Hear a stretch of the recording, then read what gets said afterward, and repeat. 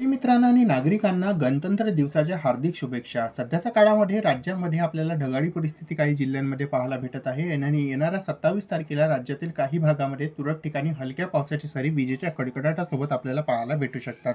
सध्या पश्चिमी आवर्त हिमालयाच्या भागामध्ये सक्रिय आहे. आपण पाहू शकता पश्चिमी आवर्त हळूहळू हिमालयाच्या भागाकडे वळत चाललेला आहे आणि या पश्चिमी आवर्तामुळे काय होत आहे, बंगालच्या उपसागराकडून आणि अरबी समुद्राकडून वाष्पाचा पुरवठा राज्यामध्ये काही जिल्ह्यांमध्ये वाढलेला आहे आणि एक ट्रफ बनलेली आहे सध्या राज्यामध्ये. दरम्यान मध्य महाराष्ट्र आणि इकडे मराठवाड्याच्या आसपासच्या भागामधून एक ट्रफ बनलेली आहे आणि या ट्रफ बनल्यामुळे काय झालेलं आहे की महाराष्ट्रामध्ये बंगालच्या उपसागराकडून आणि अरबी समुद्राकडून वाष्पाचा पुरवठा होत आहे आणि यामुळे उद्या दिवसभरामध्ये आपल्याला तुरळक ठिकाणी पाऊस पडण्याची शक्यता दिसत आहे. 27 आणि 28 तारखेला तुरळक ठिकाणी हलक्या पावसाची सरी आपल्याला राज्यामध्ये पाहायला भेटू शकतात. त्यानंतर 29, 30 आणि 31 तारखेच्या आसपास राज्यामध्ये प्रामुख्याने हवामान कोरडं असणार आहे. राज्यामध्ये प्रामुख्याने कुठल्याही भागामध्ये येणाऱ्या दिवसामध्ये नंतर पाऊस होण्याची शक्यता कमीच असणार आहे. जर आपण GFX वेदर मॉडेल बघितला तर GFX वेदर मॉडेलमध्ये सुद्धा आपल्याला इकडे विदर्भाचा काही भाग आणि इकडे छत्रपती संभाजीनगर जळगावच्या आसपासच्या भागामध्ये तुरळक ठिकाणी पावसाचा अंदाज दाखवण्यात आलेला आहे. तुरळक ठिकाणी हलक्या पावसाचे सरी या भागामध्ये विजेच्या कडकडाटासोबत दुपारनंतर 1-2 तालुक्यांमध्ये पाहायला भेटू शकतात.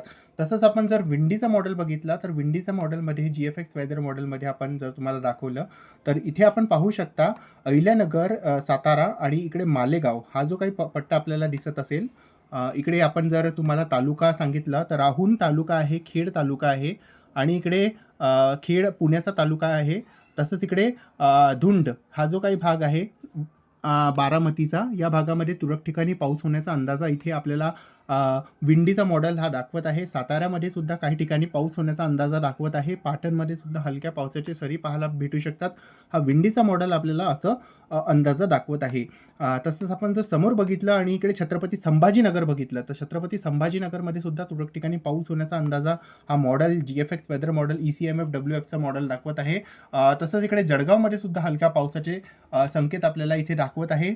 इकडे जर नंदुरबार आणि नाशिकचा भाग बघितला तर या भागामध्ये हलका पाऊस पडणार आहे असं या मॉडेलमध्ये संकेत देण्यात आलेला आहे. तसंच आपण जर इकडे पाचोराचा भाग बघितला आणि कन्नडचा भाग बघितला तर या भागातही पाऊस दाखवत आहे. हा छत्रपती संभाजीनगरमध्ये सुद्धा हलक्या पावसाची सरी पाहायला भेटू शकतात. सध्याची अशी परिस्थिती आपल्या राज्यामध्ये पाहायला आपल्याला भेटू शकते. पुढील 24 तासांचा नंतर अशी परिस्थिती आपल्या राज्यामध्ये असणार आहे. 28 तारखेला काही विशेष पाऊस नाही दिसत आहे. 28 तारखेला ढगाळी परिस्थिती राज्यातील बहुतांश भागामध्ये आपल्याला पाहायला भेटू शकते. काही भागामध्ये खास करून पूर्वी विदर्भामध्ये याचा परिणाम जाणवू शकते, ढगाळी परिस्थिती असू शकते, पण पाऊस सध्या दिसत नाही आहे 28 तारखेला. 27ला हलका पाऊस दिसत आहे आणि 28ला पावसाची शक्यता कमीच दिसत आहे. 29, 30 तारखेला आणि 31 तारखेला सुद्धा पावसाची शक्यता कमी आहे. राज्यातील बहुतांश भागामध्ये या तिन्ही दिवशीमध्ये पावसाची शक्यता कमी आहे आणि थंडी कमीच जाणवण्याची शक्यता या तिन्ही दिवसामध्ये असणार आहे. 27 नंतर सुद्धा थंडी कमीच जाणवण्याची शक्यता आहे. काही भागामध्ये धुकं सुद्धा पाहायला भेटू शकते, कारण पाऊस पडणार आहे तर पावसामुळे धुक्याचं निर्माण होऊ शकते स्थानिक वातावरणामध्ये आणि धुकं सुद्धा पाहायला भेटू शकते. मित्रांनो, पुढील 24 तासानंतर आपल्या राज्यामध्ये काही भागात पाऊस पाहायला भेटणार आहे. पुढच्या 24 तासांमध्ये प्रामुख्याने हवामान कोरडं असणार आहे. त्यानंतर आपल्याला ह्या बेल्टमध्ये दरम्यान बुलढाणापासून तर अकोला आणि इकडे नाशिक, छत्रपती संभाजीनगर, अहिल्यानगर, सातारा, सांगली, कोल्हापूर हा जो काही बेल्ट आहे या भागामध्ये तुरळक ठिकाणी पाऊस पाहायला भेटू शकते. हिंगोली, परभणी, धाराशिव, सोलापूर या भागामध्ये ढगाळी परिस्थिती पाहायला भेटू शकते. सोलापूरमध्ये आणि इकडे धाराशिव, सोलापूर, सांगली या भागामध्ये तुरळक ठिकाणी पाऊस पडू शकते. अहिल्यानगर, छत्रपती संभाजीनगर, जळगाव, बुलढाणा या भागामध्ये तुरळक ठिकाणी पाऊस होण्याचा अंदाज आहे. विजेच्या कडकडाटासोबत हा पाऊस दुपारनंतर पाहायला भेटू शकते. पुण्यामध्ये तुरळक ठिकाणी पाऊस पडू शकते, खास करून पूर्वी भागामध्ये. पुण्यामध्ये अहिल्यानगर, इकडे आपण जर छत्रपती संभाजीनगर बघितलं, धुळे, नंदुरबार या भागामध्ये तुरळक ठिकाणी पाऊस पडू शकते 1-2 तालुक्यांमध्ये. कोल्हापूर, सिंधुदुर्ग आणि सांगली या भागातही तुरळक ठिकाणी पाऊस होण्याचा अंदाजा असणार आहे.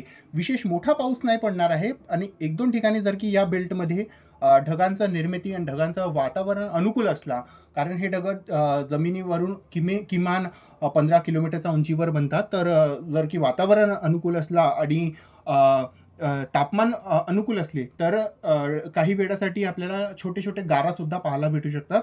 पण हे काही तालुक्यांमध्येच पडणार आहे, असं विशेष सर्वच भागामध्ये पडण्यात गारपीट होणार आणि मोठी गारपीट होणार अशी शक्यता आपल्याला दिसत नाही आहे. जर की कोणी सांगत असेल तुम्हाला की मोठी गारपीट होणार आहे 27-28 तारखेला, तर हे चुकीची माहिती आहे. कारण गारपीट होण्याची शक्यता खूप जास्त कमी आहे महाराष्ट्रामध्ये आणि होणार पण तर 1-2 ठिकाणी आपल्याला पाहायला भेटणार आहे. निश्चितपणे तुम्ही आपल्या जिल्ह्याचा मला हवामान सांगू शकता या व्हिडिओच्या खाली कमेंट करून. काय आहे तुमचं जिल्ह्यामध्ये कसं वातावरण बनलेलं आहे आणि येणाऱ्या दिवसामध्ये नक्कीच निश्चितपणे मी तुम्हाला अपडेट हवामानाचा देण्याचा या चॅनलवर प्रयत्न करणार आहोत. तर या व्हिडिओमध्ये आणि अपडेटमध्ये बस इतकंच. चॅनलवर नवीन आले असाल तर चॅनलला सबस्क्राईब करा आणि व्हिडिओ आवडली असेल तर व्हिडिओला लाईक करून या व्हिडिओला आपल्या मित्रांपर्यंत, शेतकरी मित्रांपर्यंत WhatsApp ग्रुपमध्ये शेअर करा.